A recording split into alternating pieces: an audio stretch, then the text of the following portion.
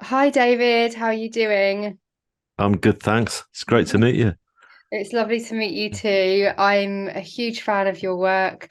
Just anyone who's watching this, I'm really excited to have David Ditchfield on today and get the opportunity to interview you. As you know, David, I read your near-death experience book, Shine On, about a year ago, when my father died, and it was one of my all-time favorite NDEs, and it massively helped Thank me. you. Yeah, massively helped me with the grief and everything that I was going through. It was so compelling. I think I read it in about a day or two. It was just I feel like everyone needs to read your book, Shine On.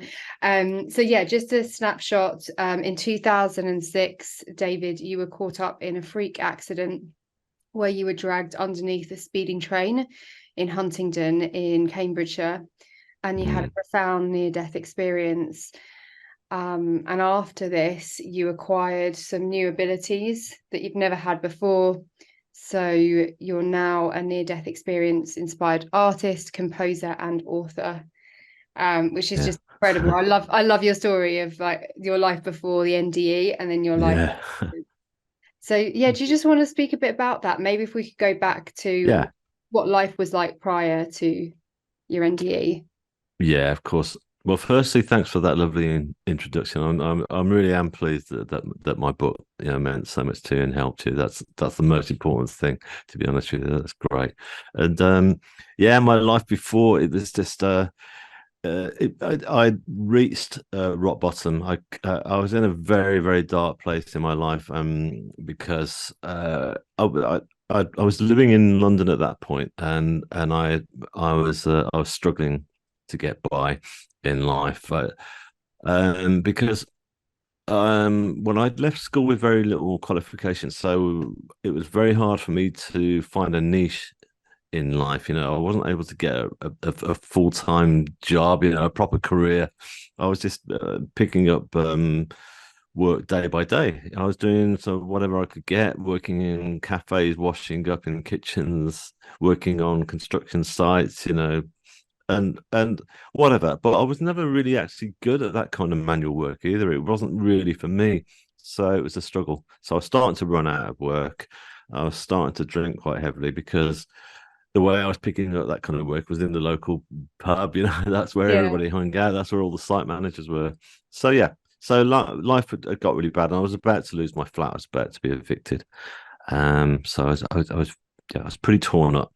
So I went to stay with my sister in Cambridgeshire with her family. She said, "You need to come and hang out here. You need to sort of just get really grounded." So that's where I went. And I'd met somebody just before that in London who I'd made a really strong connection with. And she'd come to stay for a couple of days. So it was when she had to get back to London that my whole life turned upside down. I was at Huntington rail station, seeing her off, as you say. And I was there helping her on onto the actual carriage, with her bags and stuff. And then I gave her a kiss and a hug. And it was at that point that my coat got trapped in the automatic closing doors. And yeah, I know it was Yeah. really horrific. It was just because it's just, unlike most accidents, it's almost like it's about to happen. You actually got time to think, wow, this is not looking good. I actually thought at that point I'm about to die. And it pulled out the station at great speed, and I was dragged along the platform eventually. And then Wasn't it your coat some, that got, sorry, wasn't it your coat yeah, that got trapped into the doors when the doors were closing and you were wearing a that's thick right. sheepskin coat It and was it a got caught? sheepskin coat, yeah. So it's kind of like, so it's three-quarter length, so it wasn't that long, and it was just like, I don't know how it happened, but it did. It just got caught, and because it was like a thick quality one, it just wasn't going to pull free. And I realized afterwards, because the rail police did a massive inquiry on it, that the doors, the way they closed, has almost got like a crocodile sort of zigzag sort of effect to stop them from opening, to when the train's going along. So that's why it was wedged in there. I mean, there was one other person on the platform, and he shouted at me, "Take your coat off, mate," but I couldn't do that because of the it was It was so so thick, thick. this Yeah. coat, that was it, So your coat got stuck into the doors, and then yeah, the and like you the said, train pulled out. Yeah, you could see it happening in front of your own eyes. So do you want to yeah. explain what happened after that? Well, I went under and I relaxed my whole body. I remember just kind of it's really strange. It felt like it took it was like time had stretched. It felt like it took minutes, the whole thing. And the rail police, I asked them and they said no, it took 13 and a half seconds from the moment the train pulled out and I went under. So I got pulled under and I was just kind of it was thrown. It was very violent, I was just kind of tossed around relentlessly, and then I suddenly got thrown in between the tracks as the train continued on.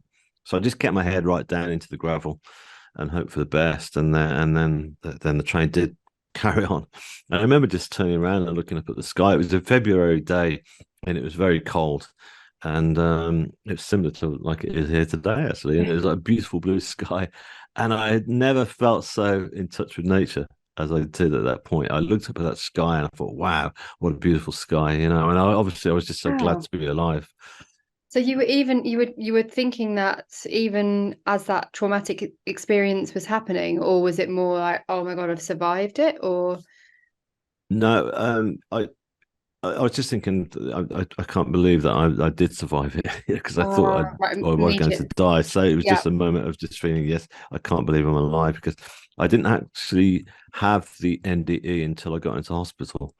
So they, I remember they jumped down on the tracks, the emergency guys, they got me into an ambulance, and the guy said to me, look, you know, we've come from a hospital around the corner, which is small, but the one that's going to save your life is 25 minutes away, Adam Brooks Hospital in Cambridge. And I said, yeah, let's go. So we screamed, down the highway, with all the sirens going and everything. And we arrived in the hospital, and there's like a whole team of medics waiting as we got in there. And I was losing a lot of blood by this point, and I could hear fear in their voices. I couldn't understand what they were talking about. It was all science, obviously, to me. But I knew that they were worried.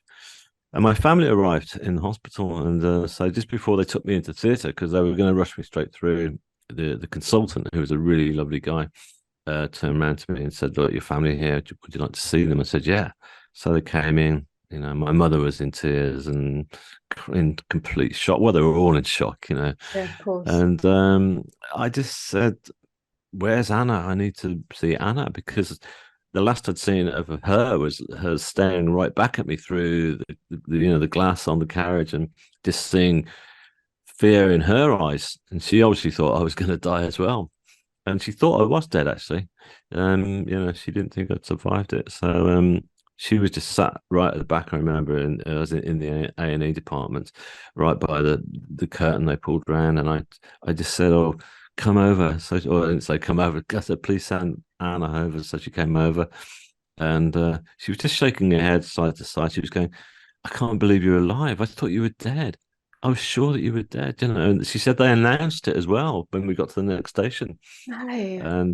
and so poor thing, thought that was it. It was all over. So anyway, it was at that point that I left my body. I left all the drama of the hospital, and and all the pain and the agony I was in, and I was suddenly somewhere else. I was suddenly in this beautiful, calm space. It was like a darkened space, but not foreboding darkness. I thought that I was dead. I thought, yeah, this is it. I didn't make it. I must have died. But I didn't resist it. I was quite happy and calm there. And it's not like I wanted to die at that point, but oh, the horror of the accident I'd just been through, and also the way my life had been, it suddenly felt really welcoming to be Mm. here. And I looked around and I was greeted by these pulsating colors of lights. They were like orbs of colors that were slowly pulsating, different colors like ambers, greens, yellows, gold. And I thought, wow, I, this is amazing. And I tried to get my bearings, and I suddenly realized I was no longer laid on the hospital trolley that I thought I was on. What I'd been on all that time. I was now on like a big slate rock, like a granite rock. Actually, it was like a. I describe it as being like a medieval altar is the best thing I can come to, and it felt amazingly comfortable to lay on. And I realized I was no longer clothed, but I was covered in this blue satin, silky textured sort of cover, like a sheet, that was covering my body. And I looked to check all my wounds because one of the things I'd first noticed when I rolled over on after the trainer moved on was my left arm was in a really bad way. It was cut right open and it had been cut from the elbow down basically. So and when I say cut, I mean it was almost like severed, I guess. And so all of that was fixed. Not a bruise or a scratch. There was nothing.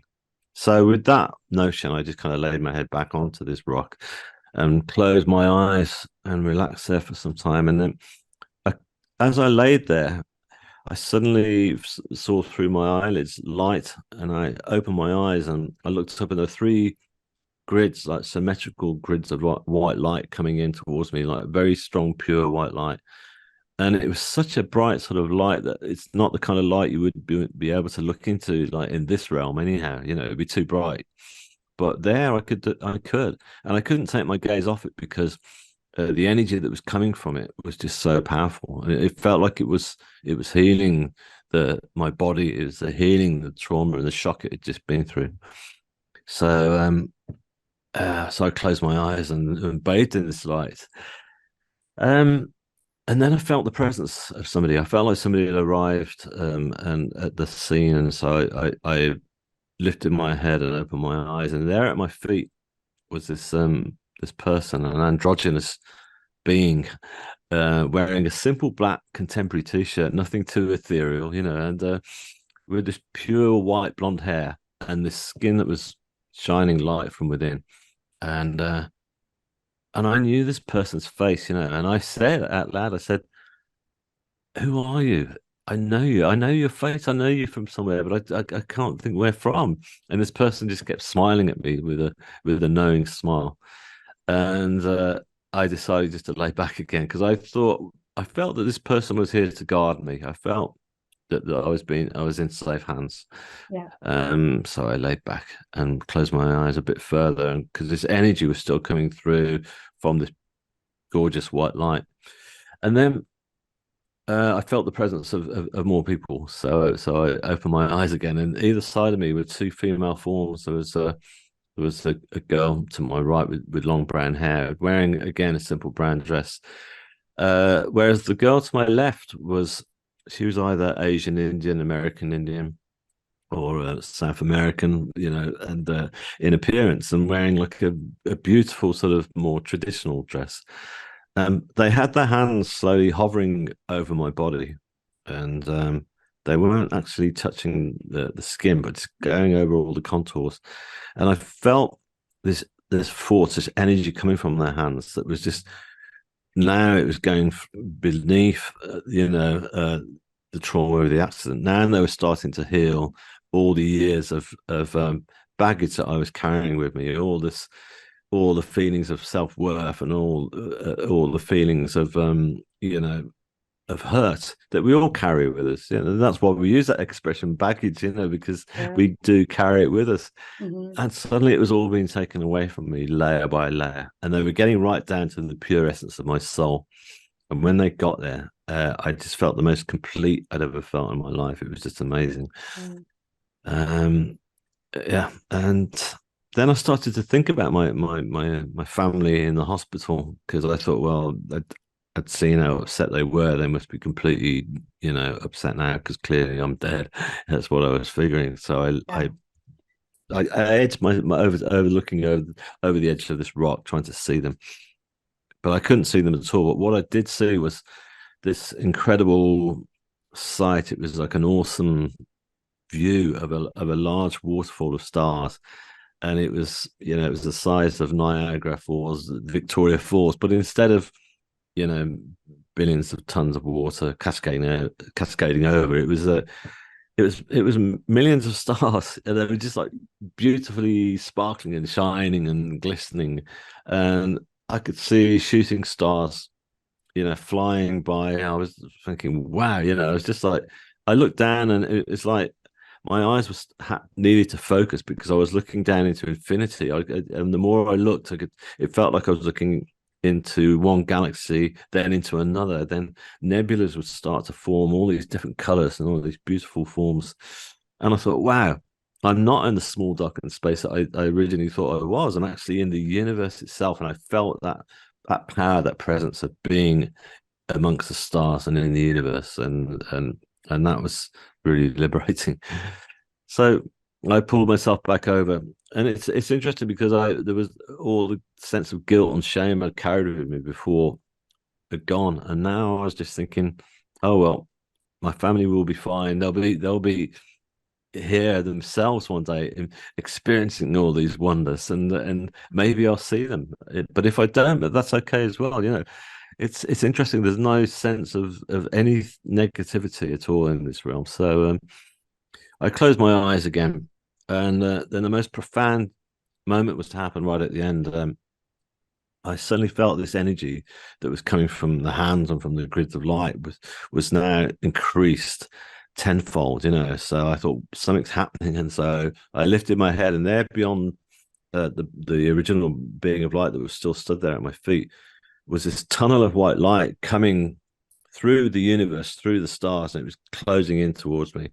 And this was really vast. This was really powerful, and it was a huge tunnel of pure white light, that with flames that were slowly rotating around circling around the edges. And normally this would be quite terrifying to because you wouldn't know what it is, and I didn't know what it was at first, but I wasn't scared at all. I was just excited and elated because I felt like every single molecule of my body was vibrating with the love and the energy that was coming from this, because it was pure unconditional love coming from this light. And I knew at this moment in time that what I was looking at here was the source of all creation. This is God. This is not, the usual form of God that I'd always seen in my textbooks at school, or whatever faith Yeah. you have, is normally in some human form. No, this was God in the form of this tunnel of white light. Mm. And I was just so filled with joy that I remember actually laughing to myself. And I just got to like, lay back on this rock again. And it was at that point that I came crashing straight back into my body. I was back in the Oh, hospital, back into the, suddenly the light now was unbearable. It was it was a fluorescent strip, and I couldn't look into it, and the noise was like this shrill. It was like wow. real overkill. And What so a yeah. shock to the system to have gone from that to back in the hospital. So, in terms of what you experienced over there, I've got so many questions. Um, Mm. did you talked about you could see these beings? Did you still have your body, or was it a light body? Like, how would you describe your physical um being over there? yeah, my physical being, because I wasn't clothed, it was I totally recognized it as being me. Mm. And it but it didn't feel like it was me, because because I realize now that our psyche, or our our minds really do control our physical bodies. And because I was lifted from all that, because I was now free of all the oppression that I was feeling in my life, and all the sort of feelings of shame and regret and all those things didn't belong to me anymore. So my body suddenly felt lighter, and it Uh, looked calmer and relaxed. Yeah. so, would you say it was like a light body over there, or was it still a very physical experience? Um, it was still very physical experience, yeah, because I could feel the sensation of the rock Yeah, that I was laid on, and I could yeah, feel that the cloth that was covering me was really calming. Wherever you might be, that's if you're ill, for example, and somebody just places something over you, and it just feels like, that's really comforting. That you'll makes me feel feel it. calm. It was, Yeah. and it was very much like that. But I do believe as well that all those things were there to make me feel safe and make me feel comfortable. The blue cloth, the pulsating lights all around me. There was because I've since read or heard about other people who've had NDEs, and some people try to resist it. They Mm. want to come back. They're not happy. But I think in my case, I felt instantly safe. It's just such an amazing experience. And did you feel when you were over there, did you feel like you'd gone home? Did it feel two things? Did it feel like you were back home, and did it feel more real than this life? Yeah, it is a feeling of going home, most certainly. I wrote a piece of music recently, actually, and I got my little nephew to speak at the end, and I said, I want you to say the words. It feels like coming home, and Oh, say it over and over again. And it's really sweet yeah. the way he's done it, and so that's what it felt like. Yeah, it felt like coming home. And Yeah. what was the question again? You Oh, said the second half to it, and I forgot now. yeah, just so many questions. Oh no, don't worry. Does it feel like more real than this life? Yes, Yeah. yes. I always describe it as being ultra real. It's like we talk about having different dimensions here. About two dimensions and three dimensional is our biggest one. But this like felt bigger than three dimensional. It was just incredible. I mean that's why it's so easy for me to relate the story. Well, Mm, because it was so ultra real that whenever I talk about it, it's almost like I'm not really thinking about it. I'm back in that realm. I'm back in that space. It's interesting because when I first came round after the operation, I was really scared I was going to forget everything because I knew nothing about near-death experiences, and I thought, "Am I the only person that this has happened to?" And I thought, "I've got to tell everyone about this," and yeah. I was really scared I was going to forget the whole thing. But of course, I never have done. It's never kind of change. I mean, it's interesting because it's like when you think of dreams, for example, even if you've had a really lovely dream, it's kind of like slightly confused, and and as time goes on, the story of that dream changes slightly. It slightly Mm, alters. There's a sense of chaos or confusion with dreams, even though some of them are really powerful.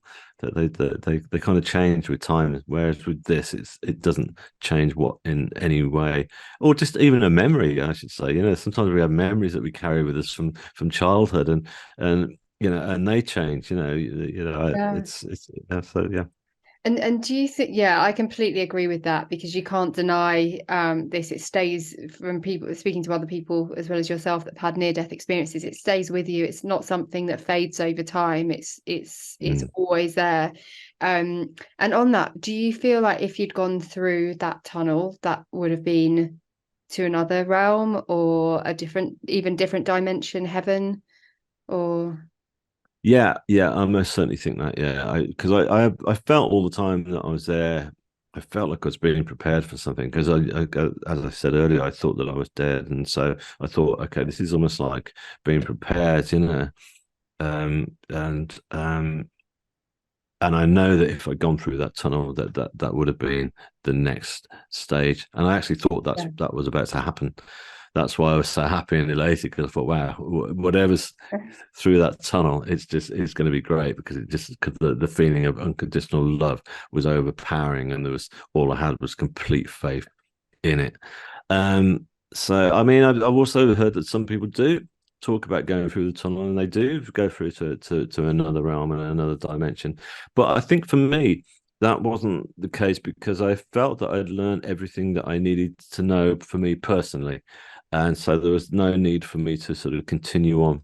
Um, so that's my take on it. But I do believe that when my time comes, like it does for all of us, that when I do pass on from this stage of my life and move on, then I'm sure that I will enter You will through that tunnel. experience it. So what? Yeah. So if we go back, so you had the tunnel, the white light, Mm. and then next thing you know, you were sat up in well, not sat up, you were in the hospital bed, and it was the fluorescent light from the hospital. So what? Yeah. How did you feel then? Um, I felt completely elated. It's a lot of people say, "Oh, you must have been really gutted and really disappointed that you come back."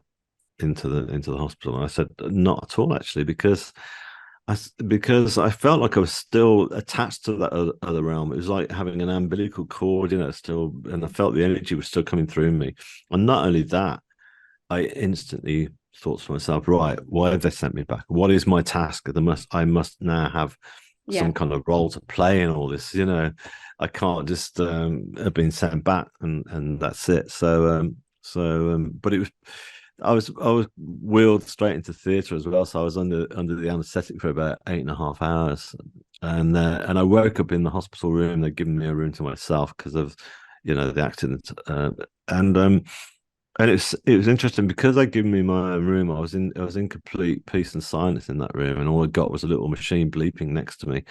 And of course, I was dealing with the accident because it was a really horrific accident. So Yeah. so there was a lot to um, process with that. But it's the mad thing is that you'd think that's all I could think about, but no, most all I could think about was this whole experience that I'd been Mhm. to this other realm. I thought, wow, what was that?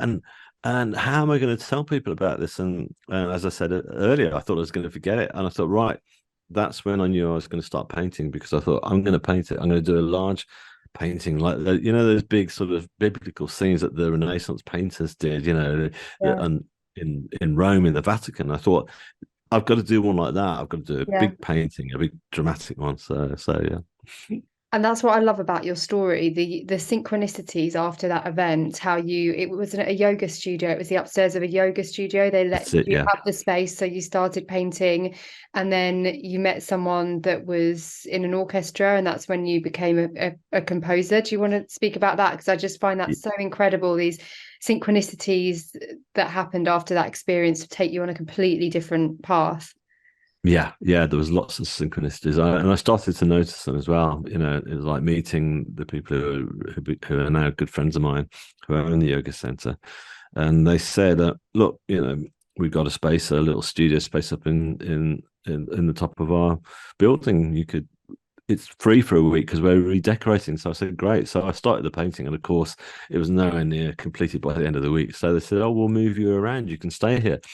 And so I became known as the artist in the attic. Sorry, and because people used to come in for like yoga classes, and they knew I was up there painting, doing this painting, and and so they come up and chat before they went into yoga, and I could tell instantly that there was when I told the story of it, or that people were very, very interested Mm. and moved by it. And then I got to know a cellist from the local orchestra called the Chamber Orchestra of St Ives, and we became friends, and it was a bit later on. I'd done quite a lot of paintings. I couldn't stop painting. I became really prolific doing all these paintings, and then I was inspired to write some music about my experience, and I thought it was just going to be like a 3-minute song, because that's all I thought I could do. And I got this old synthesizer, that was up in the loft. I got it down, and all I got was a cassette recorder, and I was just trying to write this song, and nothing was coming. Then one day I just got some old movie on the TV, very quietly, and I was kind of half watching it, and I was just kind of tinkling around on the keyboard while I watched the film. And then all of a sudden, this chord progression came through, and I thought, wow, that sounds really lovely. That sounds really beautiful. And I felt so moved by it that I just kept sort of working on it. And then I thought, this needs to be performed by an orchestra, not it's not a song. So I Mm. kept developing it, and I told my friend about it. We went for coffee, and she laughed and said, "Oh, maybe we could perform it in the orchestra." And I thought, yeah, why not? It's strange because I got this sense of like, not a huge ego, but it was more a sense of like Expansion. more. Sorry. Expansion. Yeah, exactly. No, you're Yeah. absolutely right. That's a good word for it. Yeah, and Yeah. and so that's what I felt a sense of, no, why not? So I developed it first, and my brother was really helpful. He said to me, look, he said, you if you're going to do this for orchestra, you need music score for all the different parts. And I said, I thought they were just violins and cellos, and so I was just writing strings. And he said, no, you need French horn, you need flutes and all these different things, so an oboe. So I started hearing all this sound and textures coming through, and it was just like the painting. I started to see it almost in color, and so I developed it. And he gave me this app, my brother. He said, if I give you this app and this old laptop, and he said, you can use that, and then when you play your keyboard, it will transpose it into music format. So that's what we did. And so I got it all together, printed it off, and then I said to my friend, look, you remember that conversation we had? Well, I've got some score here. Would you look at it? And she said, yeah. So I met with the orchestra, and they said, yeah, we'll do it. We'll perform it. So, and it was remarkable because, again, more synchronicity started to happen because once they said they would do it, they said, look, would you mind saying a few words to the local press? I said, yeah, sure. And I spoke to the local newspaper, and they went, hang on a sec, you're the guy who went under the train, aren't you? And I said, yeah, because it was all over the local news at the time, you know. Right. And so they said, oh, you're going on the front page. So it went on the front page. And then the phone kept ringing. And then the BBC said, we want to come and interview you for the local news as well, BBC News. And then of course, you know, the tickets started selling in advance, and it sold out 2 weeks before the actual concert. So it was amazing. And so there was such a beautiful atmosphere that night. You know, it was the first, you know, to hear my music, you know, from from this little cassette recorder and the old Spanish synthesizer suddenly performed by an orchestra was just. I'd recommend it to anyone. You know, it's like wow, it's that was a three-dimensional sound. You know what I mean? That was just going from Yeah. this little cassette to like a whole orchestra. It's just like it was beautiful. Yeah. What I find so incredible is you came back with these abilities that you probably had, maybe you had before, but they weren't being utilized. Yeah. Um, Being able to paint like that and Exactly. Yeah. compose like that, it's just it, from your book, it's like you couldn't write notes or do any of that No, I before. still can't. Yeah, Yeah, really. I've been commissioned now by orchestra. I was you know, I wrote a new piece which was actually played on the BBC last week and on the BBC World Service, and I I still saw that. cannot read or write Yeah. music. And Oh, so that's but yeah, I turn up at rehearsals, you know, and you know, and the orchestra would turn around and say in the rehearsal, David, you've written an A flat here on bar 57, but isn't that supposed to be, you know, a D sharp major or something like that? And I kind of go, oh, goodness, don't you know know, what you're talking about. and Yeah. yeah, and I used to try and so I would just say, well, can you just, you know, just play what you've got or sing it, or I'll sing, and I would sing the melody and stuff like that. And now I'm a lot more confident. You know, then at first I thought, "Dear, I'm in trouble here. You know, they're going to realize that I can't read music." But now I feel more confident to turn around and say, "Look, you know, I can't read music. So, you know, it is music at the end of the day, and so let me just sing the part to you. So it's fine. We get there." Do you feel that the entities from the other side activated these abilities within you, or you're channeling that from the other side? Yeah, there's a mixture of both. I mean, I, I, I do know that it's not like a, you know, you come back from an NDE with superhuman powers or anything like that. You know, these abilities were within me, Yeah. but they were buried very deep. You know, I didn't realize I got it within me to write music for orchestra or to paint. You know, and it's just, you know, it just gave me a sense of self-worth and self-confidence to do this. But I definitely channel ideas through. But people, you know, a lot of people do that. I mean, what I've realized is that you know, some of the greatest performers that we see, whether it's music or even sportsmen or sportswomen, that they're all channeling through. You know, they're in they're not thinking, they're not allowing the thinking mind to take over and saying, "Oh, how do you do this?" or "Can I do it?" You know, that's why we're drawn to watching them. You know, it's Yeah. like, you know, it's like when you go to watch it. If you think about it, like watching tennis, you know, if you just come from another planet, they'd be going, "Why are they doing this?" Yeah. They sit for hours on end watching two people passing the ball backwards and forwards with these bats, you know, and stuff. You know? But we're watching them because they are channeling. They are in the present moment, as I call it. They're allowing the energy to come through from the universe to make them become those incredible players that they are, or incredible performers. You know, if you watch great singers, you know, great soul singers, for example, like Mary J. Blige, just for one, if you watch her sing, she's just coming from another place. She's not doing it by the numbers, you know. Yeah, Yeah. I one of my best friend, she's a fantastic writer, and she channels her characters, and it comes from different realms, different yeah, entities. So I think any really talented creative, they do channel, because my I learned from my best friend about this stuff. So it's yeah. just Yeah, it's we can I all love do it it. though. Yeah, Yeah. it's within us all. You know, Yeah. it's a bit like it's very close to meditation. You know, Yeah. and that's it. It's almost being in a meditative state. It's shutting out the thinking mind. It's shutting out like, I mean, like the last piece of music I was writing. I was under, I got a time limit to get that done, and there were times when I was thinking, why can't I get past these few bars? And it's not coming, but I wouldn't get frustrated. I wouldn't Mm, get scared because I knew it would come, and then suddenly it would just happen. It would just come through, and I know when I'm channeling, when I'm either painting or writing music, because I just sense that when it happens, I'm actually a fan of it myself. I'm kind of listen, play it back, and I go, "Wow, that is beautiful!" Like that first yeah. caption of music that I first wrote, I thought that is incredible. That is beautiful, and Yeah. so it's almost like that's You it. I can listen back to it now and I can enjoy it because I know that it's not me who's done that. I can look at my paintings and I know that that is not me who's completely put that painting together. And because you're in that flow state as Yeah, well, the energy just that's it. flows through you. Yeah, Yeah. that's incredible. So, David, what are your thoughts on the androgynous being, but who you met on the other side? Do you feel that was a spirit guide because there was a sense of recognition there? Yeah. What's your take on it now? My take on it now is that yes, it was my spirit guide that's been with me because I knew at that point that all three of them had been with me throughout the whole of my life and beyond that.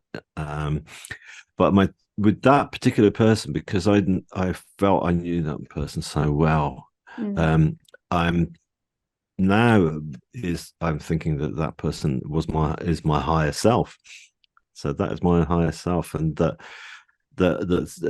is with me at all stages, and we've all got our higher selves that kind of guide us through life, and so which is like your spirit guides, yeah.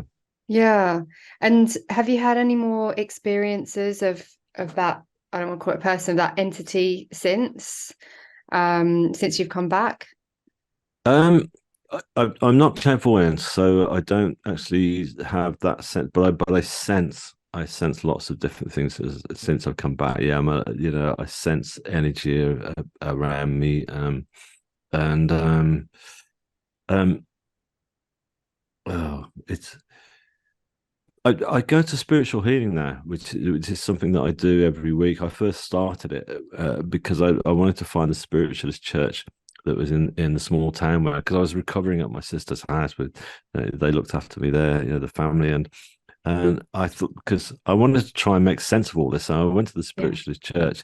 And when I was there, they said straight away, "Oh, you've had a near death experience." And I went, "Oh, fine." It's just like you just like need a diagnosis sometimes, don't you, Yeah. of what's happening of what's happened there. So it was a lovely moment of affirmation. So while I was having spiritual healing, uh, you know, I started to sense that this is the closest I get in my life to that other realm, to that sensation of being close to my guides. So Yeah. I still go now. So I feel very connected with them when I go there. I've just done some new paintings actually, which is I've just done one on spiritual healing, and so I just painted them the guides and how they're connected when I'm being healed and how close they are to me. Yeah. I think that's it, to connect with the spirit world and to blend with the energies. That's the closest that we get, apart from a near death experience, to feeling that love and that joy and that bliss from the other side. So, and I know that all you experience all three of those emotions when you went over there. So what would you Mm, say to people that have lost loved ones? Because I know when we spoke earlier, you sadly lost your father 2 years ago, and then your mother yeah. 4 years ago. Um, Mm. did this experience help you with the grief, your NDE?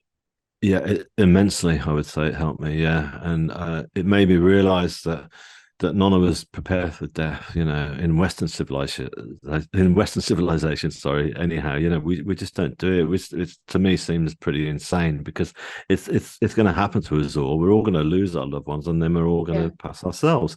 Mm. So yeah, it helped me prepare for it. Obviously, I went through the physical loss, and because I love both my parents very much, but just knowing, I remember when my mother passed, for example. I mean, she went very suddenly. She had a massive heart attack. Well, she'd had a small heart attack the night before, and I was in hospital with my sister and her.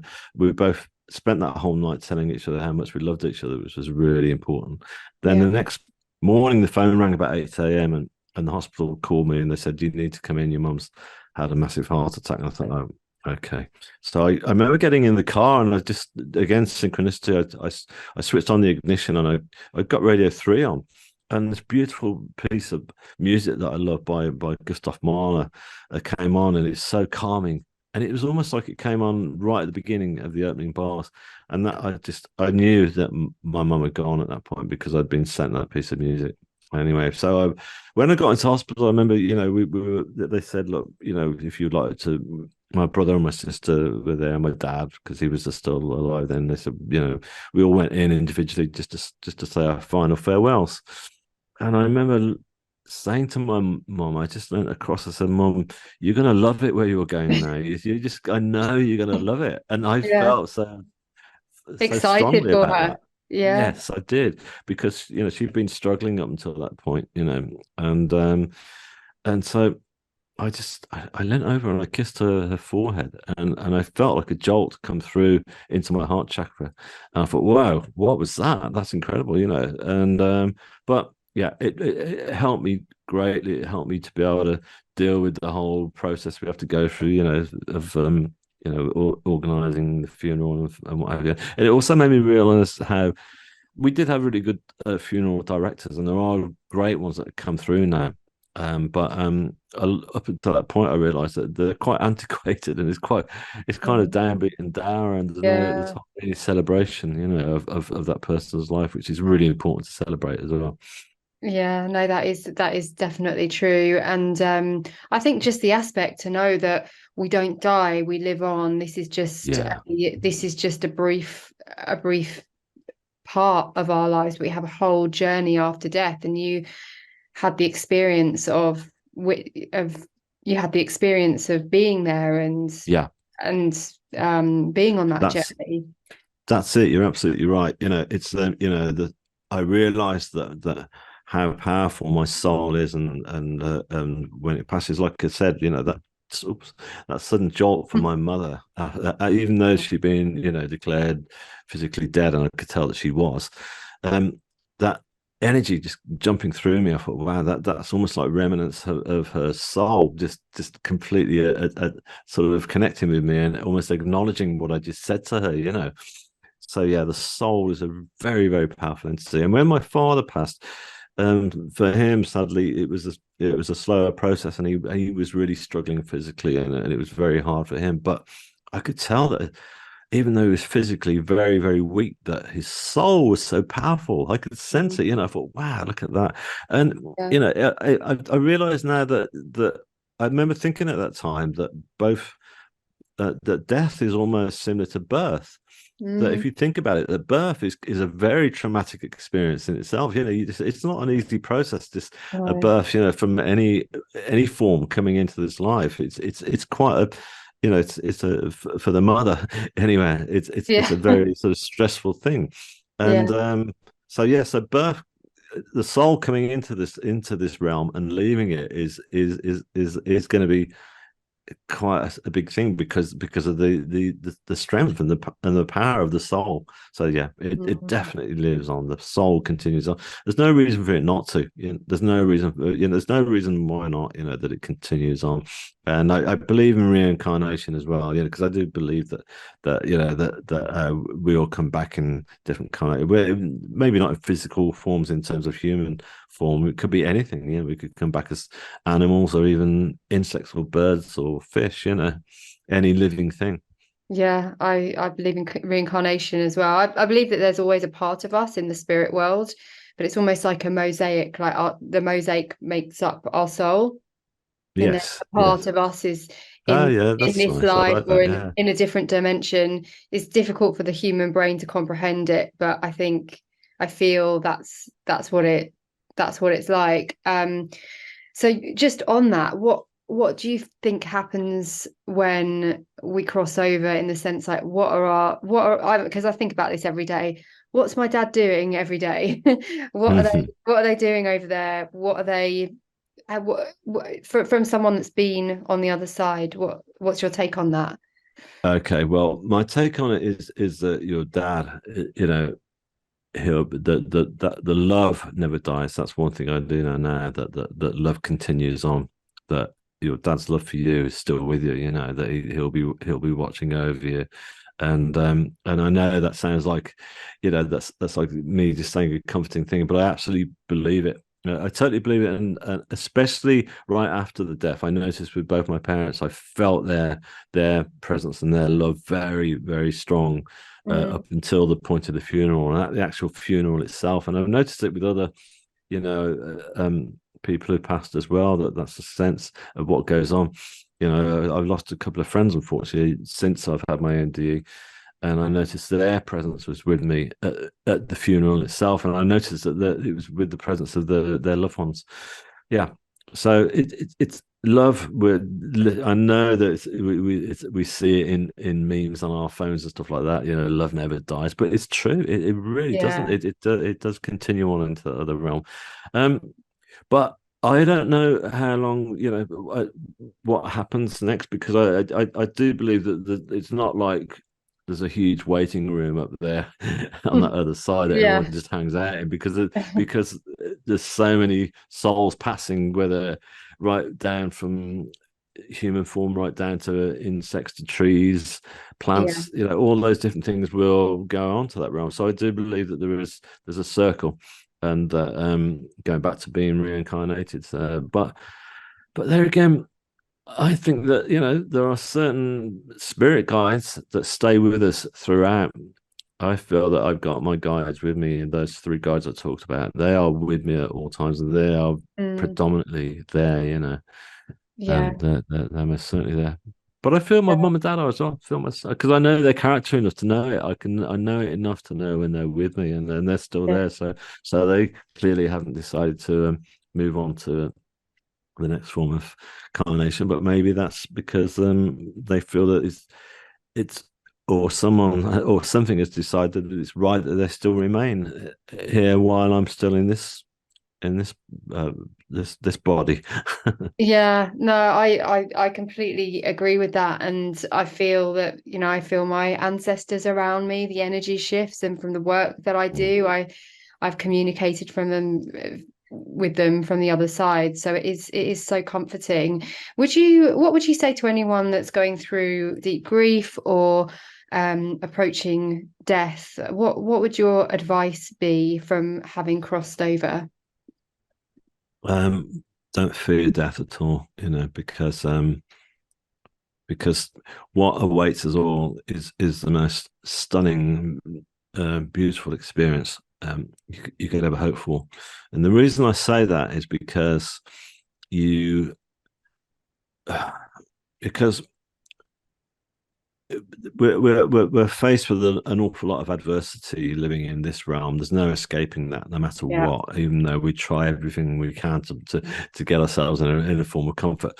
But whereas in the next realm, there's no adversity, there's no judgment. It's just an absolute entity of love, and that's the most powerful thing about it.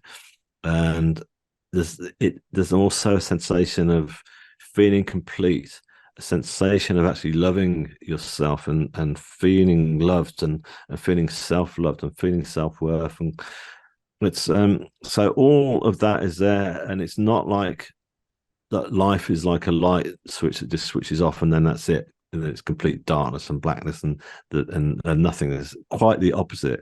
The light switches on, and you go Mm. into absolute light. I find that so comforting and so reassuring, especially with what's going on in the world at the moment, and Exactly. people dying, people losing loved ones, to know that we do continue, and this is just a small, very, very small part of our journey. Um, Yeah. yeah. And one last question about your NDE, and a bit of a strange one, but do you feel that your that experience of getting your coat trapped in the train doors and going onto the train was almost predestined? And the reason I ask that is because your life was you had a lot of hardships in your life. Things were not going right. You were it felt, from reading your book, you were like down and out.